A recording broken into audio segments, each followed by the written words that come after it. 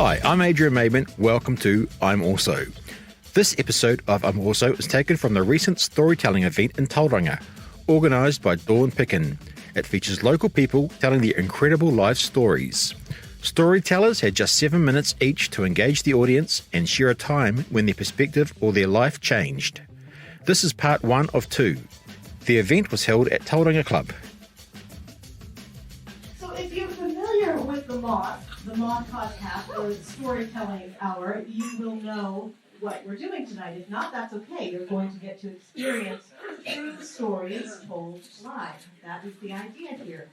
For years, I have wanted to have something like the Moth in Tauranga, and I kept thinking, I wish somebody would do that. I wish someone would have a storytelling event. And after a while, you start to realize that maybe you are someone. But I'm not just one someone. I am somebody with some really good friends and some very talented people. And I will introduce you to the committee at the end of this, because I really want to thank them for all their help, and of course the storytellers, which you will hear in just a minute. Our theme is new beginnings. So think of all the new beginnings you've had in your life. Maybe you've chosen to start over. Maybe you've had a new beginning foisted upon you. Somehow we get through them. And you're going to be hearing 8 stories of new beginnings tonight. These are 8 local storytellers. They will speak for about 7 minutes each. We are timing them. We have a countdown clock. We will not be clawing anybody off the stage. However, they know. Oh, they know how long they're going. You don't want anybody to get squirmy if things go too long. So we're going to keep it moving right along. Amanda Lowry is famous for all the wrong reasons. Since her accident in 2013, she has become a poster child for disability and community inclusion in the Bay. I say poster child because they're her words, not mine. She's a board member on several not-for-profits, working towards a PhD examining the experiences of highly impaired, high-performance athletes. She plays wheelchair rugby for the Bay of Fundy Steamrollers and swims competitively. Amanda lives with her partner and 2 young daughters in Tauranga. Her story is navigating life on 2 wheels.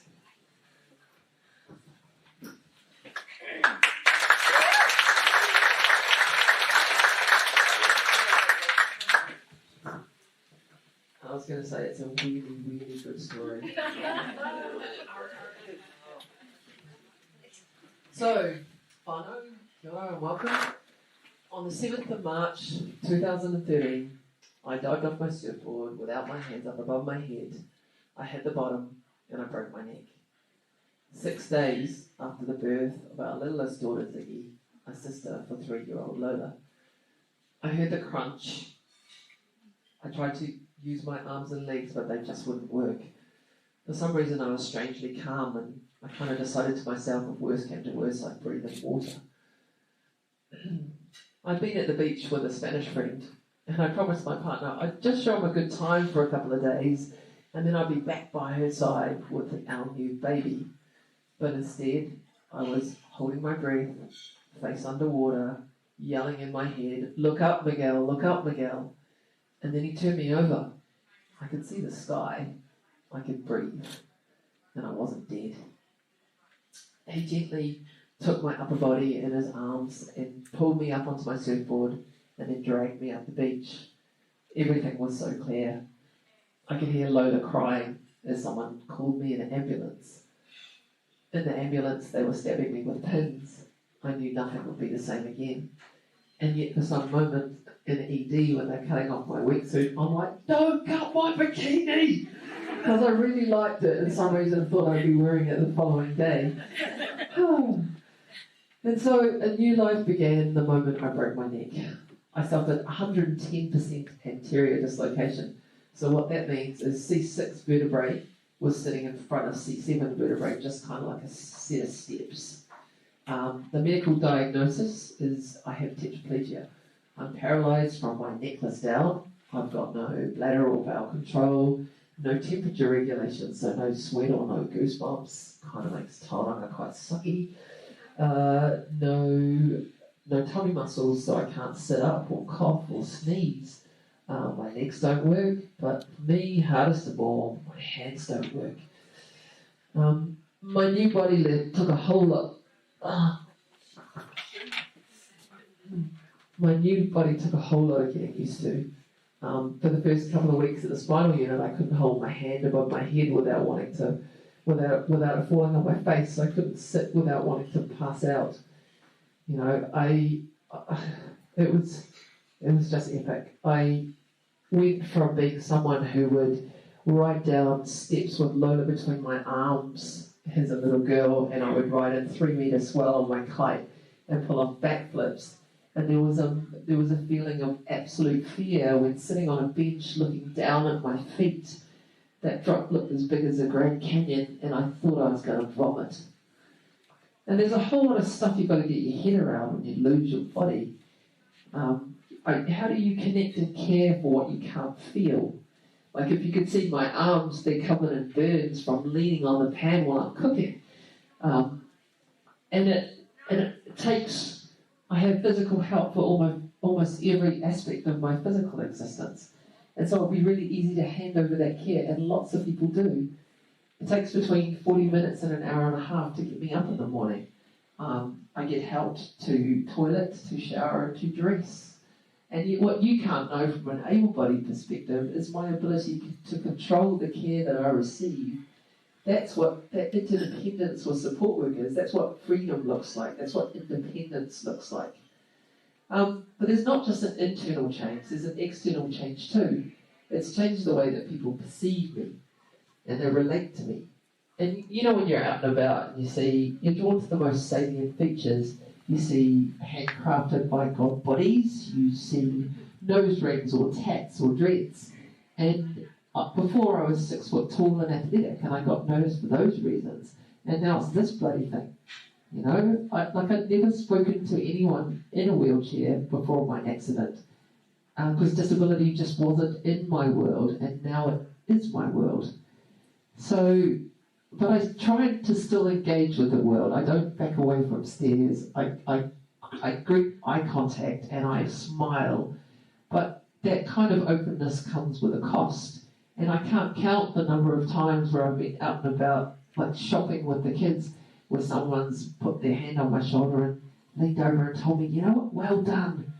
And I know what they mean, and I know they don't mean any harm, but I desperately want to go, why? Because I remember my fucking PIN number. Oh, I get so frustrated. But kids are awesome, right? And I'll never back away from their questions. And they'll go to me, what happened to you? And I'll go, died on my surfboard, broke my neck, and I go, was there any blood? And then when I go no, sometimes I lose half the audience. And then other times I'll go, what happened to you? And I'll go, nothing, what happened to you? And then they'll just laugh, and I'll go, we're just the same, you know? And then I think that it's my way of just breaking down barriers. When I think about my little girl Ziggy, our journeys are aligned. She was born and I got given a new body. And 8 years on, and she's only just mastering her body and her language and her understanding of the world. And 8 years on, and I'm only just getting it too. But weirdly, I don't miss the big stuff, the fun body stuff. What does hurt my heart is when I think about how it would feel to be able to pick my babies up and squeeze them against me, or what it would feel like to be able to, when I tuck them into bed at night, being able to lean over them and just breathe them in, you know?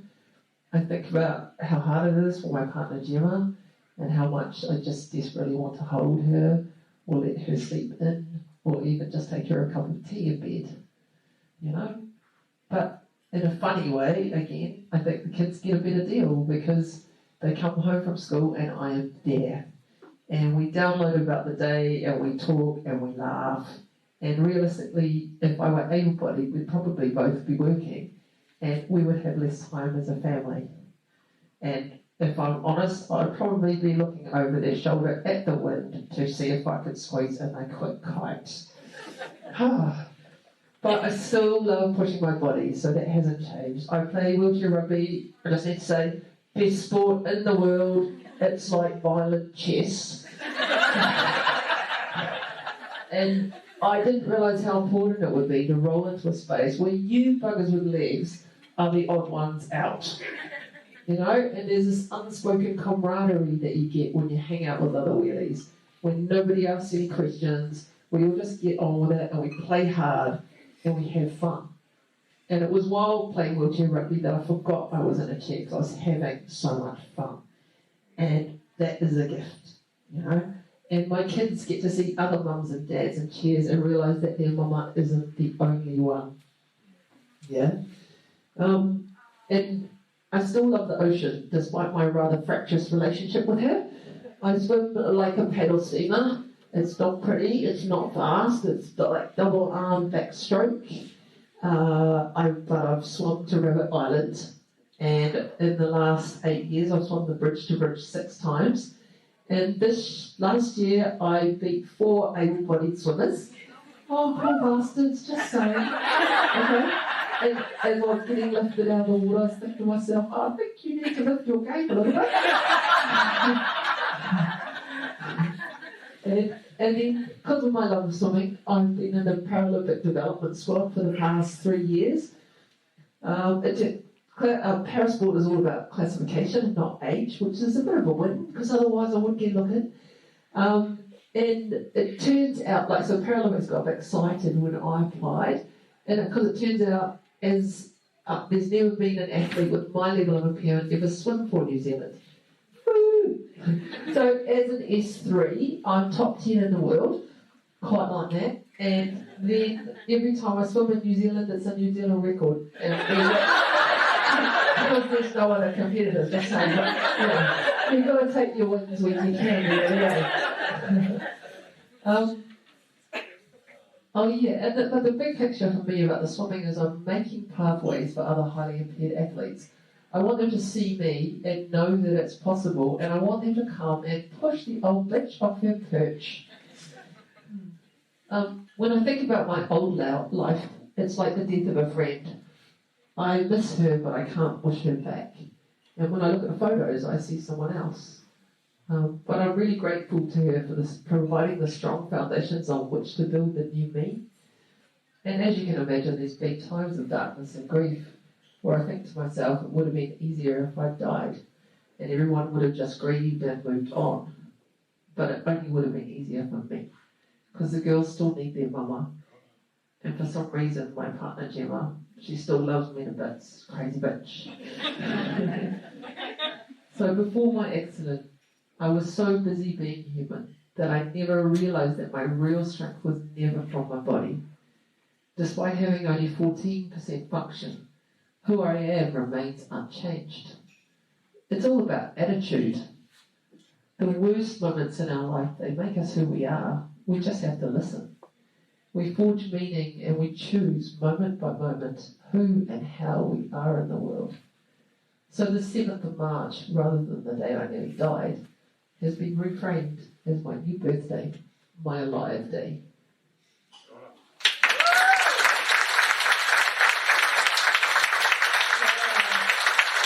We've got another great story coming up. Andrew Corin is a doctor in general practice in Tauranga. He is also a clinical researcher with medical experience in Ireland, Kenya, Thailand, and the Philippines. When he's not working, Andrew enjoys writing, growing avocados in his orchard, and outdoor adventures. He's the author of the award-winning book, This Old Stick, Stories About Aging with Grace. His story is entitled, My Best Day. Thank you, Dawn.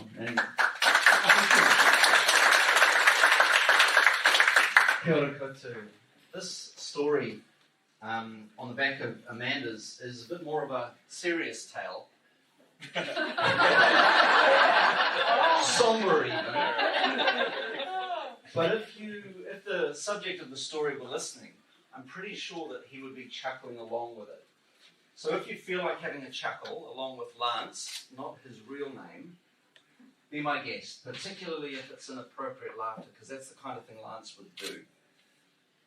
My best day is swinging in a hammock beside my caravan, writing creatively and watching my family play in the surf. I wonder what your best day would look like if you could do it tomorrow. I hadn't really given this question much thought until a perfect alignment of frustration, inspiration, and navel-gazing moved me from thinking it was merely a self-indulgent curiosity to realizing it was to become an important anchor point in the swinging hammock of my life. I'm a medical doctor, and for much of my career, I've been guilty of thinking that I know best. Trust me, we doctors say. And often our knowledge and training and experience means we are well placed to make important decisions about the healthcare of our patients. But not always. I came to this realization rather late in my career, and Lance was instrumental. I'd known Lance as a patient for many years, and he helped to guide me into a new beginning as a doctor, a fresh way of understanding what really matters to my patients and what they really want from me as their doctor. The change in my thinking and my practice gained some momentum when I was writing a submission to the proposed end-of-life choice legislation. And I came across a Tibetan Buddhist reflection. And the reflection says, since death alone is certain, and the time of death is uncertain, what should I do? Since death alone is certain, and the time of death is uncertain, what should I do? And rather than being a morbid reminder of our mortality, when used as a daily practice, this reflection can be life-giving and promoting a focus on what really matters each day, what our life priorities are. As I decided to dive deeper into some of these philosophical reflections, I came across Voltaire, the 18th century French Enlightenment philosopher, who said, doctors use medicines of which they know little to cure diseases of which they know less, and human beings of whom they know nothing. And I revisited a saying I first heard as a young medical student from the father of modern medicine, Sir William Osler, who said, the good physician treats the disease, the great physician treats the person who has the disease. And as I sat with these reflections and reminders, I made a decision to move my focus from what I thought was best to what my patients told me was best for them. I did this with Lance just a few months after his wife had died from pancreatic cancer, as I did for all my patients with this project that I called My Best Day.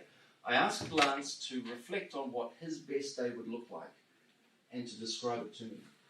I used the description of my best day to act as a surrogate for life priorities, for those things that really matter to my patients, and how that could inform me as their medical healer in our journey towards health and well-being. The responses I had were many and varied, just like the patients in my practice. There was some pushback with negative comments or confronting comments such as, it's too late for me to think about this, or why haven't you asked me about this before? And there was encouragement. It's attached to my fridge door, reminding me to ask this important question every day.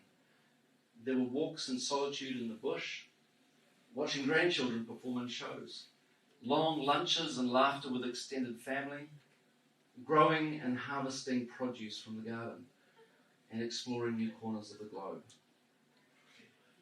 Just a few weeks after Lance had given me his response, he was back in my consulting room, but concerningly a mere shadow of the towering solid man I had known.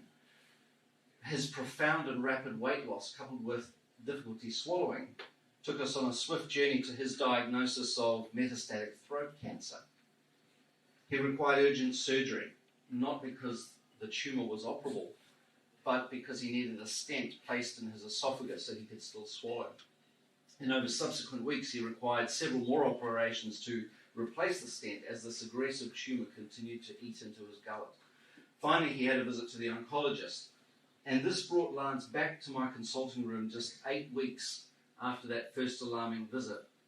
He came in with a look of confused distress on his face, looking for some guidance from me as his doctor. He said to me, the oncologist has recommended that I take some urgent chemotherapy to buy me an extra few months of life.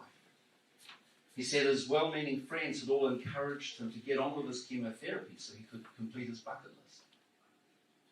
And with moist eyes, this usually jocular giant said to me, Andrew, I don't know what to do. I have no family, I have no bucket list, and I don't want to disappoint anyone. In that moment of honest vulnerability, I had two choices. I could defer to the medical model of preserving life at all costs, of seeing death as a failure, the model I'd been trained in, or I could try something new. As we sat together, I reached for the newest and perhaps most important tool in my medical kit. Once I said, let's have a look at what you told me was your best day. Lance had given me this piece of information just 1 month prior to his cancer diagnosis. I had entered it into his medical record and highlighted it in red, and I read it out to him. My best day, Lance had said to me, my best day is getting out of my caravan and having a cup of coffee and a good yarn with my mates. My best day is getting out of my caravan, having a cup of coffee and a good yarn with my mates. Chemotherapy was likely to give Lance a few extra months of life, but at a cost. Nausea, vomiting, diarrhea, fatigue, irritability, probably not being able to get out and drink coffee with mates. As we reflected on what decision Lance needed to make that day, we both agreed that whatever time he had left, it would be best spent doing what he loved. He was able to leave my room that day freed from obligation and confident that his decision to decline chemotherapy was the right one for him. We discussed this with his oncologist, who was supportive and agreed, and Lance was able to have several good days, several best days over the subsequent weeks before he died, and I think he died well. Lance curated for me a new beginning as a medical healer of intellectual humility, of taking time to learn what's really important to my patients and how that can inform me as a partner in their journey towards health and well-being. What does your best day look like?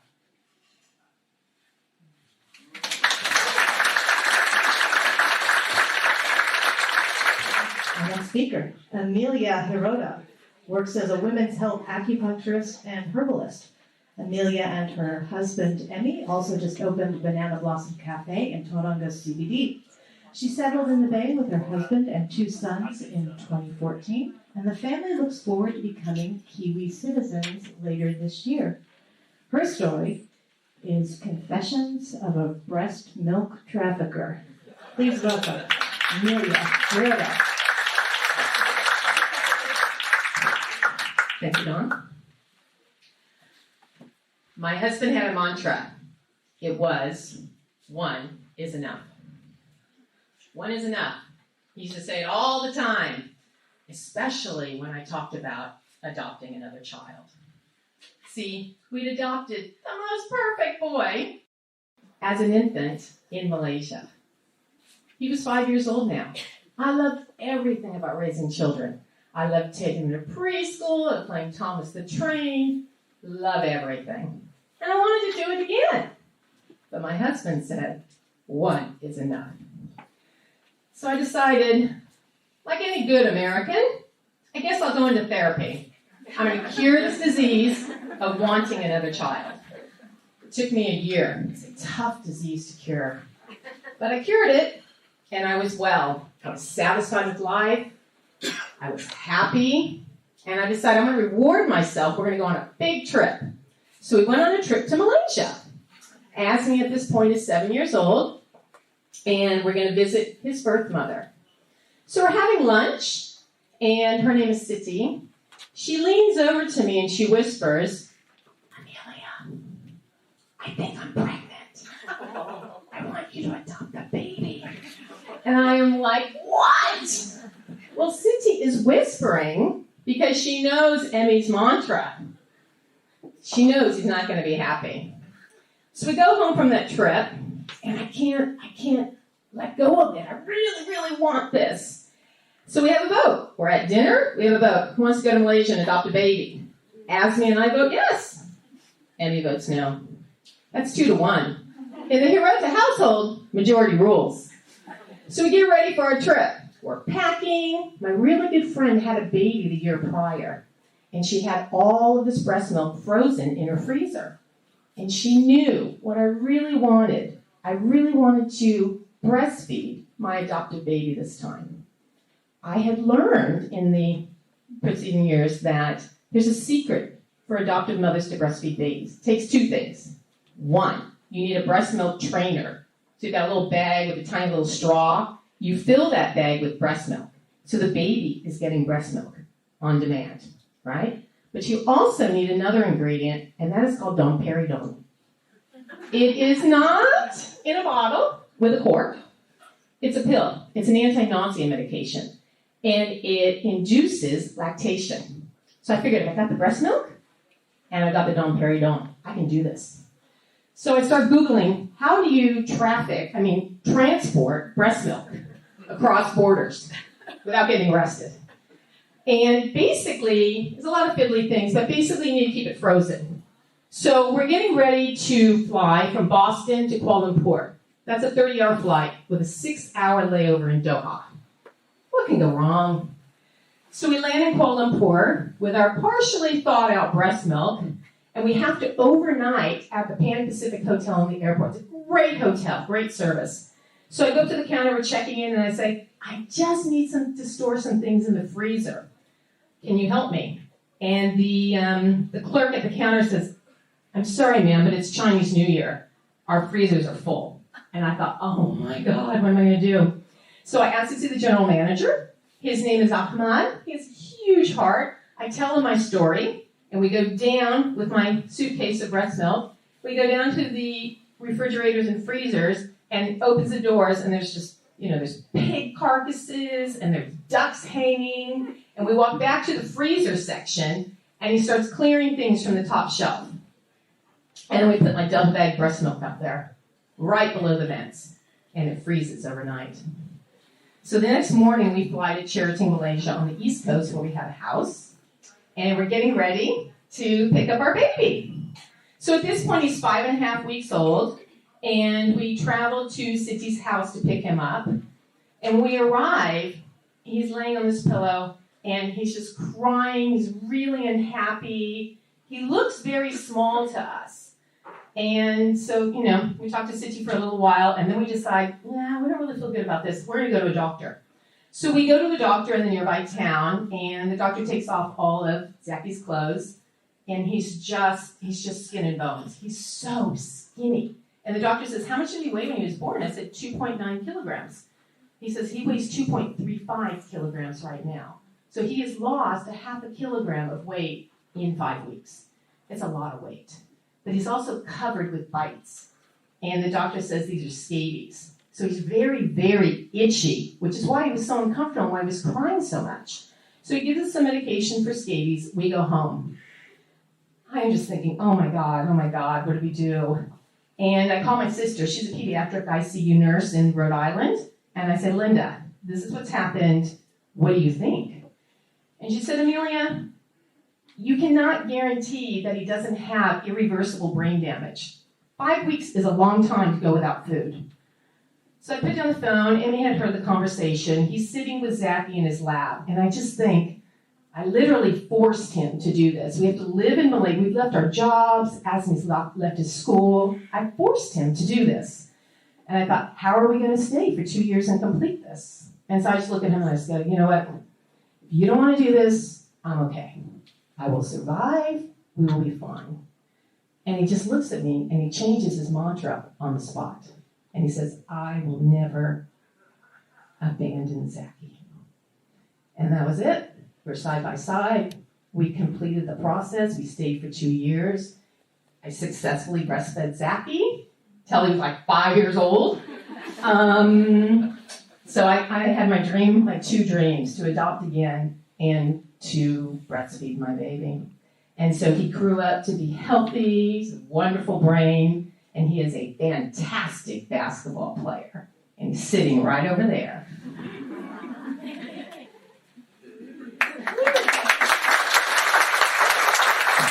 Thank you so much, Amelia. Persistence really does pay off. Storing all that breast milk in a hotel freezer. Take some guts. All right. Our next speaker and our last one before the break is Steffi August. She is the challenge coach who lives in Mount Maunganui. She came to New Zealand 25 years ago, adding another challenge to her life. She owns a coaching business, helping others to overcome challenges by turning them into powerful opportunities.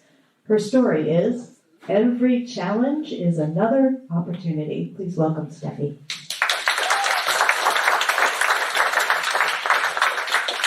I'm put my lipstick on this. Do you know, every challenge in life is an opportunity. It doesn't matter how big, but it is an opportunity for something bigger and bolder.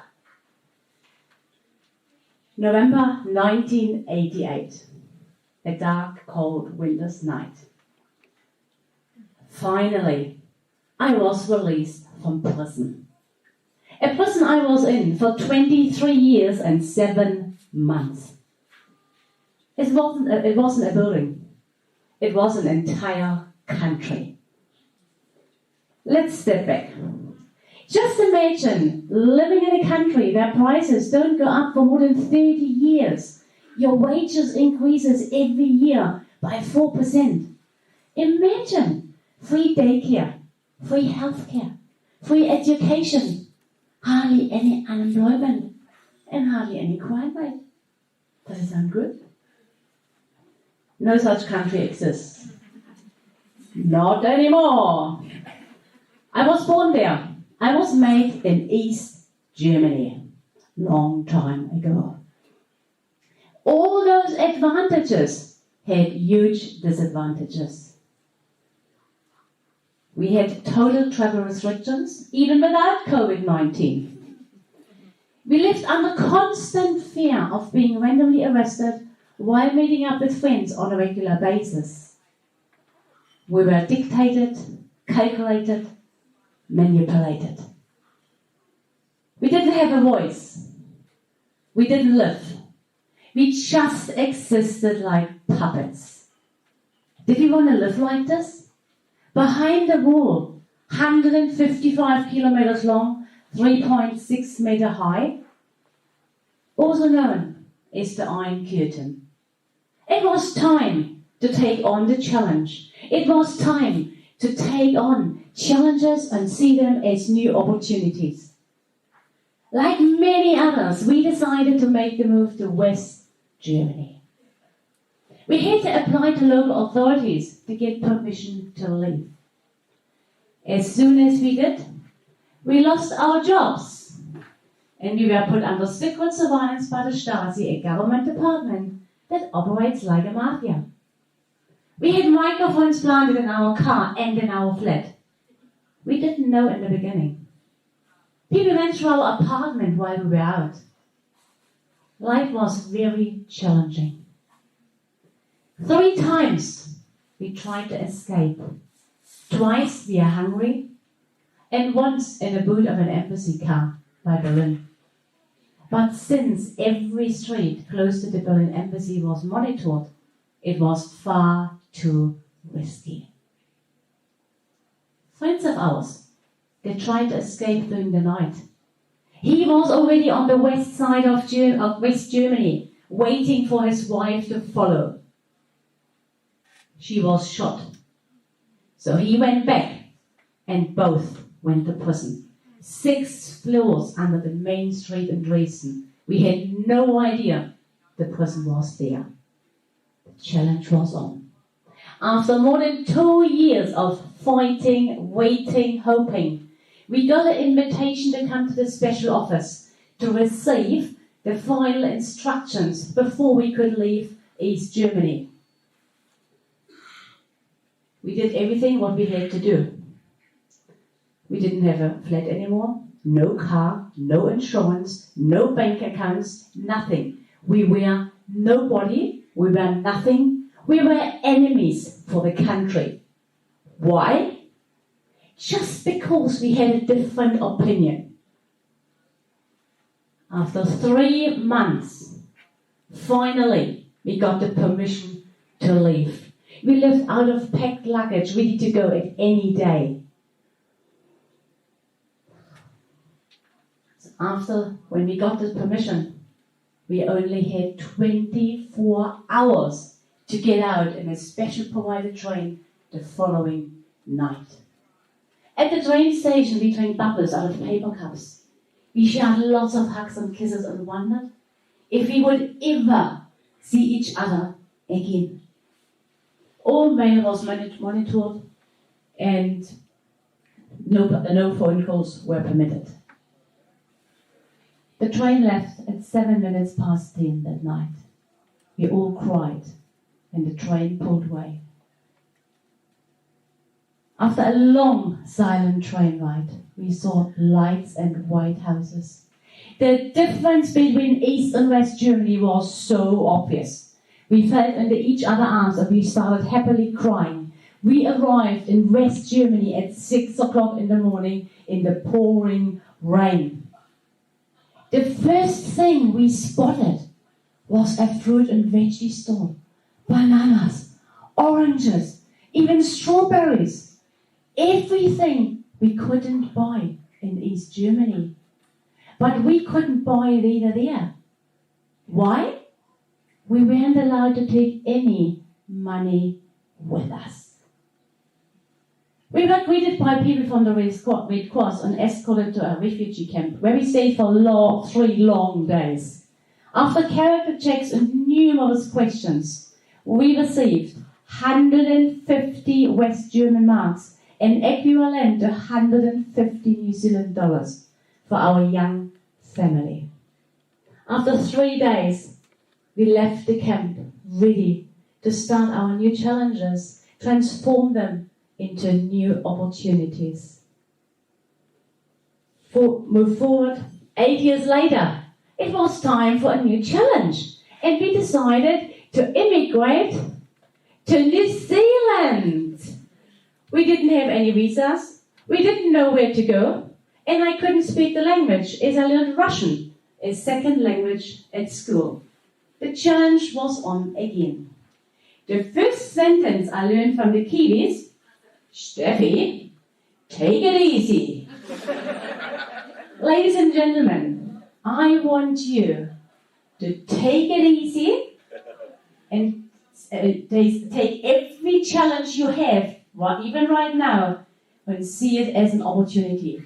I want you to take every single challenge to transform it into new opportunities. Thank you.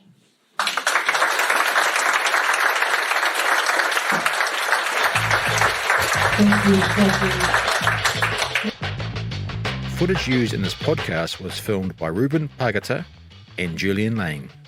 Editing was carried out by myself. The event was organised by Dawn Picken. To find out more about I'm Also, go to our Facebook page. We're on Instagram. We have a new website up soon. Maybe it's up now.